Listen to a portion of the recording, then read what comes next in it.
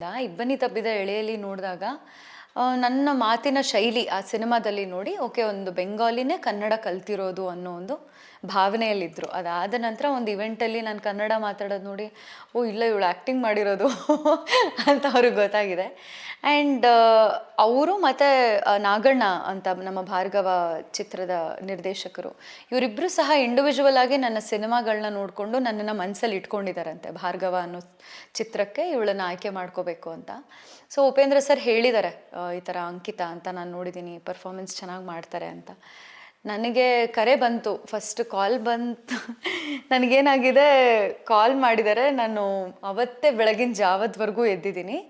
ಒಂದು 8:30 9 ಗಂಟೆಗೆ ಕಾಲ್ ಮಾಡಿದ್ದಾರೆ. ಅವಾಗ ಜಸ್ಟ್ ಮಲಗಿದ್ದೀನಿ, ನಾನೇನೋ ಶೂಟ್ ಮುಗಿಸ್ಕೊಂಡೇನೋ ಬಂದು ನಾನು ಫೋನೇ ರಿಸೀವ್ ಮಾಡಿಲ್ಲ. ಅದಾದ ನಂತರ ನನ್ನ ನಿರ್ದೇಶಕರಿಗೆ ಕರೆ ಮಾಡಿ, ಇಬ್ಬನಿ ತಬ್ಬಿದ ಎಳೆಯಲ್ಲಿ ನಿರ್ದೇಶಕರು ನನಗೆ ನನ್ನ ಅಪ್ಪನಿಗೆ ಕಾಲ್ ಮಾಡಿ ಕಾಲ್ ಬರ್ತಿದೆ ರಿಸೀವ್ ಮಾಡೋಕ್ಕೆ ಹೇಳಿ ಅವಳಿಗೆ ಅಂತ ಹೇಳಿ, ನಾನು ನಿದ್ದೆಗಣ್ಣೆಲ್ಲ ಯಾರು ಅಂತ ಹಿಂಗೆ ಅನ್ನೋ ಅಷ್ಟೊತ್ತಲ್ಲಿ ಉಪೇಂದ್ರ ಸರ್ ಮಾತಾಡೋಕ್ಕೆ ಶುರು ಮಾಡಿದ್ರು ಫೋನಲ್ಲಿ.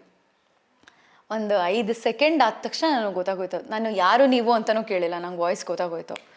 ಉಪೇಂದ್ರ ಸರ್ ಮಾತಾಡ್ತಿರು, ಏನು ರಿಪ್ಲೈ ಮಾಡ್ಬೇಕಂತಲೇ ಗೊತ್ತಾಗಲಿಲ್ಲ. ದೆನ್ ಹೀ ಟೋಲ್ಡ್, ಇಬ್ಬನಿ ತಬ್ಬಿದ ಎಳೆಯಲ್ಲಿ ನೋಡಿದ್ನಮ್ಮ, ತುಂಬ ಚೆನ್ನಾಗಿ ಅಭಿನಯ ಮಾಡಿದ್ಯಾ, ನಿಮ್ಮ ಕಣ್ಣಲ್ಲಿ ಅಭಿನಯಿಸ್ತೀರಾ, ತುಂಬ ಚೆನ್ನಾಗಿ ಮಾಡಿದ್ದೀರಾ, ನನಗಿಷ್ಟ ಆಯಿತು, ನಿಮ್ಮ ಜೊತೆ ಕೆಲಸ ಮಾಡಬೇಕು ಅಂತ ನನಗೆ ಆಸೆ, ನಮ್ಮ ಸಿನಿಮಾಗೆ ಬರ್ತೀರಾ? ನಾನು ಲೈಕ್ ಹಾಂ ಏನು ಸರ್ ಹಿಂಗೆ ಹೇಳ್ತಿದ್ದೀರಾ? ಅಂದರೆ ನೀವೊಂದು ನಿರ್ದೇಶಕರ ಪರ್ಸೆಪ್ಷನ್ ಅಂತ ಇರುತ್ತೆ ಅಲ್ವಾ, ನಿರ್ದೇಶಕರ ಕಣ್ಣಿಂದ ಒಂದು ಸಿನಿಮಾನ ನೋಡೋದೇ ಬೇರೆ ಥರ.